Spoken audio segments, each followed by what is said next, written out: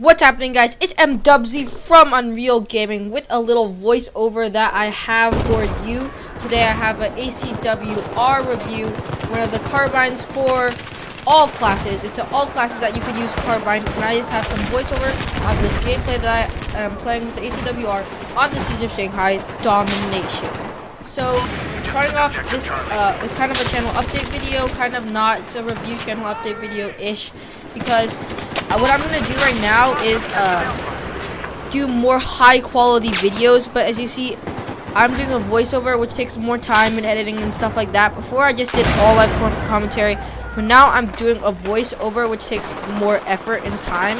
So I won't have that many videos out for you as much as I did before, but I am going to be having more high quality videos, no stuttering or anything like that. So starting off with what the ACW-R is good at, it's a carbine, and it's really good at close ranges and will not succeed at long ranges. But so this gun's maximum damage is 25% damage, or 25 damage. A soldier has 100 health or 100% health, and this gun will shoot 25 damage per bullet, and it also shoots at 880 rounds per minute when it is full auto, and 880 rounds per minute when it's burst fire. But when it's burst fire, you have to remember that your timing has to be exactly precise, or else you won't be able to burst fire 880 rounds per minute. So the minimum damage of the ACW-R is 15.4. The minimum damage for the ACW-R is quite low, considering that it's a carbine, and most assault rifles have a higher minimum damage than 15.4% damage, or 15.4 damage. So the drop-off start of the ACW-R, meaning at how far away will the ACW-R start dropping off in damage, and that is 8 meters away. That's pretty soon. But the drop-off end is 50 meters, which is pretty good, because then the drop-off will be later, and the 50.4 damage will be reached sooner. And so the next stat I have for you is its muzzle velocity. So that's basically how fast do the bullets fly when they travel out of the gun. That muzzle velocity is 500 meters per second, but with the suppressor, that muzzle velocity is 300 meters a second. So with the suppressor, I'm going to say you have to lead your targets at long range, or else you aren't going to really hit them. Meaning you have to be able to aim in front of the target when shooting at long ranges. But when you are shooting without a suppressor, you do not have to lead your target, and you do not have to shoot in front of your target at long ranges. So the bullet drop, that's not really that necessary. It's just 15 meters per second per second. That's, you don't really need to know that. So it's mag size. So in Battlefield 3, this weapon's mag size was 26 bullets with 1 bullet in the chamber. So you could have 27 bullets in this gun at a time. This time, the mag size is 30 bullets with 1 in the chamber, meaning that you could carry 31 bullets in this gun at a time. That is much better than it was in Battlefield 3, and it's just standard for most carbines, most assault rifles, and guns like that. So it's reload. It's reload when the gun is empty and when there's no bullets left in the magazine, no bullets left in the chamber, is 2.37 seconds. That is quite long, I'd say. Not that long. It's average, kind of on the fast average side of the reloads. But here's where it gets epic. The reload when there's bullets left in the chamber, or when there's bullets left in the mag, is 1.83 seconds. That's amazingly fast. It's only bested by a couple weapons in the game. So that's one of the good stats about this gun. You can get bullets in the mag faster than most other guns, and you'll be able to empty bullets downrange faster than most guns. So let's talk about this gun's recoil. So the recoil on this gun is quite heavy, mostly because it shoots at 880 rounds per minute, which is very fast. So its recoil up is 0.38, which is not that much, but with the 880 rounds per minute, this is a lot of recoil. The recoil left is 0.4, and the recoil right is 0.3.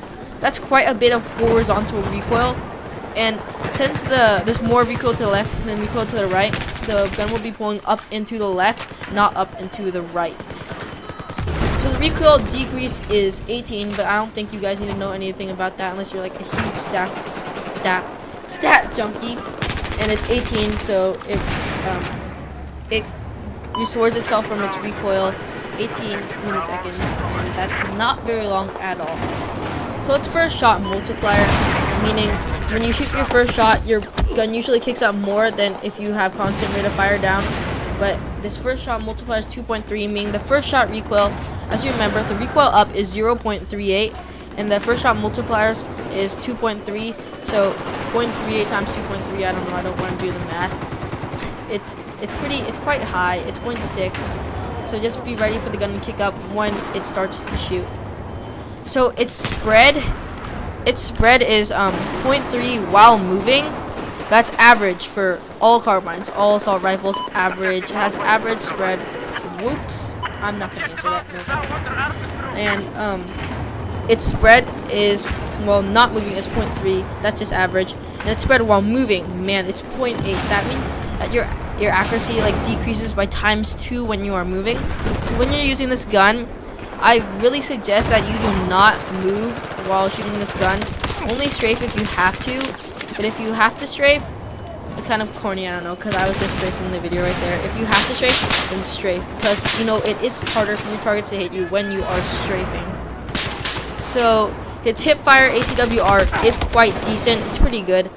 If you're close range, turn the corner, hip fire, don't aim down the sights and just try to wreck him with your hollow sight. That's what I prefer on this gun.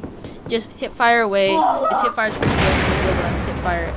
So its damage over distance, like, as you know, is good all the way to 15 meters. So as for the attachments that I like to use on this gun, now we're getting to all the stuff that I prefer to do. For the attachments on the gun, I prefer the holographic sight, the suppressor, the magnifier, and the stubby grip. So in this video, I'll be explaining what each attachment does and why I like to use each attachment. So the hollow sight, it's really your preference. I like the hollow sight because it's like sprays. This gun just sprays bullets down range, and it's not that accurate at long ranges. So I will not like to use the Cobra sight. I'll use it, but I don't really like it. So I'll use the hollow sight on this gun anytime.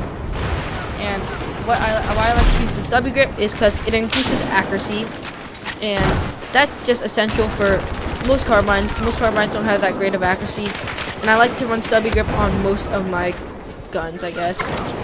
So suppressor, this is where stuff gets kind of preference, stuff like that. This gun has not that much of a damage drop, so I suggest using a suppressor, and plus it's going to help you stay off the mini-map when you're shooting and sprinting. So that means that the enemies will probably not see you coming when you are shooting, and that means that you'll be able to get a surprise on your enemies before they could see you, and you'll be able to kill them faster since you have an 880 round per minute firing carbine. As for the magnifier, it's really your choice. You could just choose nothing, or if you like a laser sight, put that laser sight, because the magnifier really just increases your ability to kill people at long ranges, and I guess you don't really need that if you don't want it, because the magnifier does take up a lot of space of your screen. It means that that much more area you'll be able to see a bad guy in. Bad guy enemy, whatever you want to call it, Tango. And for strafing with this gun, yeah, I said no. And for burst firing at long ranges, how would you want to fire this gun? You want to fire this gun in 6 bullet bursts at close ranges, because you can kind of just dump the magazine at close ranges. And at long ranges, I'm gonna say 2 to 3 bullet bursts, because this gun is not the most accurate at long range.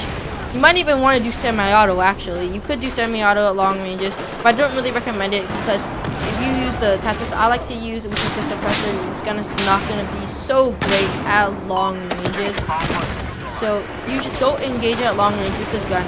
This gun is mostly dominant at close ranges, and I will also be having soon AK-5C review coming out from my friend Nick, because he wants to see which gun is better, this or the starter carbine, and which gun can perform better at which ranges. So remember, try out my setup. If you don't like it, then use your setup, but just give my setup a go, and it probably will work for you.